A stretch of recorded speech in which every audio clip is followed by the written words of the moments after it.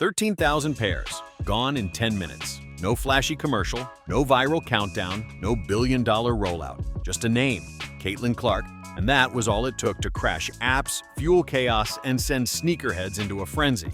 What just happened wasn't a product launch. It was a cultural shift. Clark's signature Kobe didn't just sell out. It made a statement so loud that resale sites went into overdrive, and rival players were left in the dust wondering what just hit them. Meanwhile, Nike didn't even seem fully ready. Limited quantities, quiet rollout, zero mainstream promotion. Yet Clark's shoes flew off virtual shelves faster than anyone expected. Faster, in fact, than nearly any WNBA or even NBA player shoe this year. No other active player, male or female, is generating this kind of raw, organic sneaker hysteria right now. Not even A'ja Wilson, the reigning MVP with a full signature line and entire billboards behind her. And that's the real story here. This isn't just about footwear. It's about power, presence, and proof that Caitlyn Clark isn't just playing in the WNBA. She's completely redefining it. So how did a 22-year-old rookie manage to do what the league's biggest stars couldn't? And why are fans, collectors, and corporations scrambling to keep up? Let's break it all down. The Caitlyn Clark Kobe Mamba 5-player edition quietly dropped. No televised announcement, no major influencer campaign. Just a release through Nike's SNKRS app and select retailers like Dick's Sporting Goods. Within minutes, poof, gone. Not because of some fancy PR gimmick, but because the demand was so overwhelming, even bots struggled to keep up. Only 13,000 to 18,000 pairs were made, according to reports. That's nothing in the sneaker world, but it was deliberate. This was scarcity by design. Nike playing chess, not checkers. They didn't flood the market, they sparked a frenzy. And it worked. Resale prices skyrocketed almost instantly, reaching $350, $400, even $500 within hours of the launch. On StockX, GOAT, and Flight Club, listings popped up like wildfire, each one higher than the last. Fans didn't even get to click buy. They had to enter a raffle just to be allowed to spend $190 for a chance at the shoes.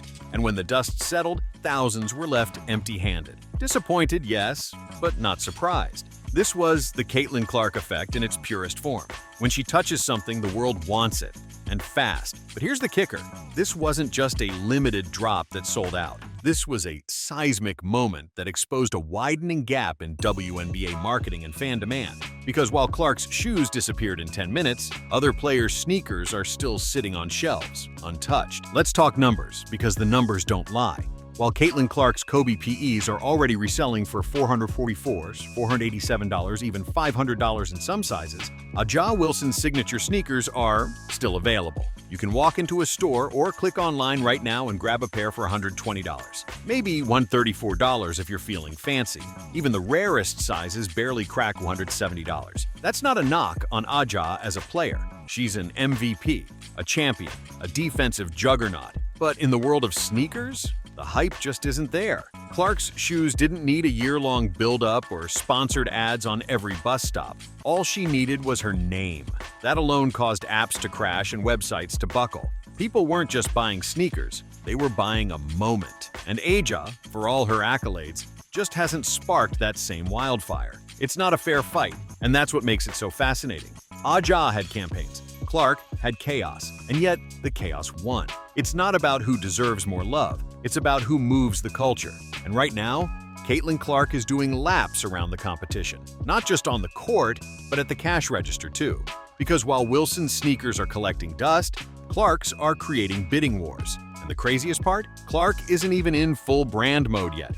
Her real signature shoe hasn't even dropped. This was just the warm-up. Caitlyn Clark isn't just selling sneakers, she's selling everything. Her jersey? Gone. Her teammates' jerseys? Also sold out, just from standing next to her. When Sophie Cunningham took the court with Clark, her merch vanished in minutes. That's proximity power. That's what happens when one player becomes the epicenter of an entire league's attention. And it doesn't stop with merchandise. Clark is dominating All-Star voting by historic margins. In 2023, A'ja Wilson led the league with just under 96,000 fan votes. Fast forward to 2025, Caitlyn Clark racked up nearly 1.3 million. That's not a margin, that's a landslide. A 13-fold increase in voter participation, driven almost entirely by Clark's entry into the league. She's not just a WNBA rookie, she's a walking spotlight. Fans show up for her, they buy for her, they tweet, repost, argue, and debate because of her. She's become the heartbeat of the league's popularity spike, and the numbers back it up at every turn. And all of this is happening without Nike pushing her to the front of the marketing machine. So the question becomes, if this is what Caitlyn Clark can do with minimal support, what happens when Nike finally decides to go all in? We're about to find out. Let's be clear, this wasn't just a shoe, this was a statement. Caitlyn Clark didn't get a generic sneaker with her name stitched on the tongue. She got something far more rare, a Kobe Bryant player edition. That's sacred ground in the sneaker world. Kobe's legacy isn't handed out lightly. Even elite NBA players rarely touch that honor. Yet here comes Clark, barely months into her WNBA career, and she's lacing up a Mamba-branded PE like it's destiny. This wasn't a random collab. It was a torch passing, and the symbolism didn't go unnoticed. Fans immediately understood what this meant. You don't get the Mamba 5 unless someone, at the highest level of Nike, believes you're not just a player, but a movement, a legacy in the making. Meanwhile, critics were still arguing she hadn't earned her own signature shoe yet. But let's be real. How many WNBA stars have ever been given a Kobe P? Not Sabrina, not anyone. This wasn't a step down from a signature, it was a level above it. A vote of confidence from Kobe's brand itself. And here's the twist. Even with this elite honor, Caitlyn Clark fans still wanted more. They weren't just satisfied with the Mambas. They were already asking, where's the real signature line? They didn't know it yet, but the answer was coming. And it would make the Kobe PE look like the preview before the main event. If a limited Kobe PE can crash apps, spike resale markets, and put the entire sneaker world on red alert, imagine what happens when Caitlyn Clark's official signature shoe hits shelves. Nike has already confirmed it. Her very own line, complete with a custom logo, is dropping this November. That's right, the Mamba 5 was just a teaser, a taste, a warning shot. And if that preview could outsell every other WNBA release in minutes, Clark's signature shoe might be the biggest sneaker event in women's basketball history. This isn't just about footwear anymore. It's about momentum. Clark's not climbing the ladder. She is the ladder now. Every brand, every retailer, every marketing exec is watching closely because Caitlyn Clark has single-handedly proven that women's sports can generate sneaker demand at a level we've never seen before. And it wasn't a slow build. There was no gradual rise. This was an eruption. She didn't need months of anticipation or national commercials. Her fans created the hype on their own. They showed up, they showed out, and they emptied inventory in minutes. So the question hanging in the air isn't whether her signature shoe will sell, it's how fast it'll disappear and how high the resale numbers will go. And the craziest part? Nike barely even tried this time. They let the fans do all the work. But that strategy, intentional or not, revealed something the industry wasn't ready for. For a company that prides itself on global dominance, Nike looked shockingly unprepared for Caitlyn Clark's rise. No big-budget rollout, no viral teaser campaign, no major media blitz to back the most marketable athlete in women's sports. The Kobe PEs just dropped quietly, almost as if Nike didn't realize what they had. And yet, even without a proper marketing engine behind her, Clark's shoes sold out instantly. That's not brand power, that's Clark power. She didn't need smoke and mirrors, she brought the fire herself. This should have been a full-court press for Nike. Instead, it felt like they tiptoed into one of the biggest women's basketball moments of the decade. Limited release, no signature ad, no hype video, no viral social media strategy.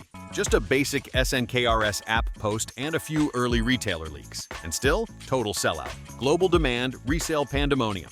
Meanwhile, other WNBA stars are getting posters, storefronts, full campaigns, and their shoes still aren't moving. That's the difference between being marketed and being magnetic. Clark's name does what no ad campaign can. It moves people to click, to spend, to line up, to talk. And it leaves everyone asking, what happens when Nike actually decides to go all in? When they stop hesitating and start building an empire around her? Because right now, Clark is doing their job for them, and doing it better. But what happened with this drop wasn't just a sales story. It was a cultural checkpoint, a message to the industry that Caitlyn Clark isn't waiting for permission. She's taking over, with or without their help. This wasn't some limited edition sneaker release that came and went. This was a takeover, plain and simple. The kind of moment sneakerheads remember. The kind of moment leagues remember. Clark's Kobe PEs didn't just vanish from shelves, they set off a tidal wave that drowned out every other WNBA sneaker in comparison.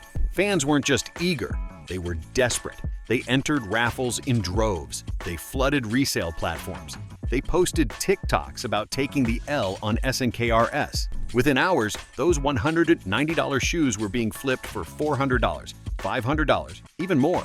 Not because of hype bots or artificial scarcity, but because of authentic demand. Because people genuinely wanted to wear her name. Compare that to other drops. Aja Wilson's line had commercials, billboards, mall displays. But those shoes? Still on shelves, still waiting for buyers. There's a difference between being promoted and being wanted. And Caitlyn Clark just proved which one matters more. This wasn't about marketing tricks or brand partnerships. It wasn't about who had more ads. It was about who had more fans. Clark didn't just dominate the release. She embarrassed the competition. Without a campaign, she created a culture moment. And that's something no brand can fake. The truth is, sneaker culture didn't just accept Caitlyn Clark. It crowned her. And this is only the beginning. This wasn't a fluke. It wasn't a lucky release or a one-time hype storm. Caitlyn Clark's sneaker success is a reflection of something much bigger, a cultural shift that's been building with every shot she takes, every arena she sells out, and every headline she dominates. She's not just playing basketball, she's rewriting the rules of how women athletes are marketed, perceived, and valued. For decades, brands hesitated to invest fully in women's sports. They were cautious, calculating, unsure if the demand was really there. But Clark just shattered that illusion in 10 minutes flat. No marketing machine, no signature logo, just a drop, a name, and a fan base ready to go to war for her. And the message was crystal clear. She is the box office. There's a reason her shoes are reselling at 4 to 5 times retail while others sit untouched. There's a reason her jersey and her teammates fly off shelves. There's a reason she's outpacing MVPs in votes, followers, and merchandise without even trying. Because Caitlyn Clark isn't just an athlete, she's a movement. And she's doing it with a fraction of the support her peers have, which makes one thing terrifyingly clear for the rest of the league and the brands watching from the sidelines. This is what Caitlyn Clark looks like on autopilot. Imagine what happens when the full machine turns on, when the signature shoe drops, when the marketing finally matches the moment. The takeover won't just continue, it'll become unstoppable. So remember this release, not because it was a sellout, but because it marked the day the rules changed, and Caitlyn Clark officially became the face of it all. Caitlyn Clark didn't need a billboard. She didn't need a press tour. She didn't even need her own logo. Not yet. All she needed was a release window, a sneaker tied to greatness, and the undeniable pull of a fan base that believes she's bigger than the game. And in 10 minutes, the world answered, bewildly. While others clung to carefully curated marketing strategies, Clark let her game and her name do the talking. And that alone triggered a frenzy that flipped the sneaker world on its head. Her Kobe wasn't a marketing stunt. It was a message, one that echoed far beyond basketball. Because when a WNBA rookie outsells MVPs, crashes apps, and sparks global resale chaos, it's not just about shoes anymore.